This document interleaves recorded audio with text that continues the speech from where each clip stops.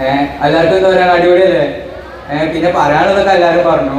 പിന്നെ ഞാൻ ഇവിടെ വന്നപ്പോൾ അത്ര പഠിക്കണ ആളൊന്നല്ല, ഇനി ഭയങ്കര മോശം പഠിക്കാനൊക്കെ.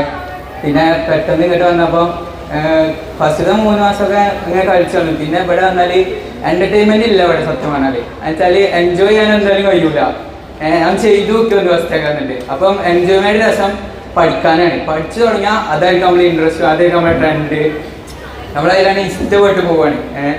പിന്നെ സപ്പോർട്ട് അടിപൊളിയാണ്. പിന്നെ എക്സാമിന് പോകുമ്പം നമ്മൾ ഫുൾ പ്രിപ്പയർഡ് ആയിരിക്കും, നല്ല ടെൻഷൻ ഉണ്ടാവും. ആ നേരത്ത് നമ്മളെ അസർ സാറ് ഒരു ഹഗ് എന്നാൽ ഫുൾ ക്ലിയർ ആണ്.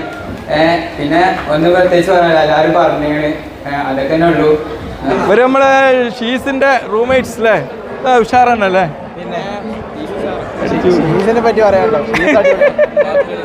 Okay okay okay. ഇവന് നമ്മളെ മെഡിസിൻ ഒഴിവാക്കി CA ഒക്കെ വന്നതാണ്. എന്താണെന്ന് എനിക്ക് പറയാനുള്ളത്? ഇപ്പോൾ ഈ ഒരു CA ഇന്റർ ഒക്കെ പാസ്സായി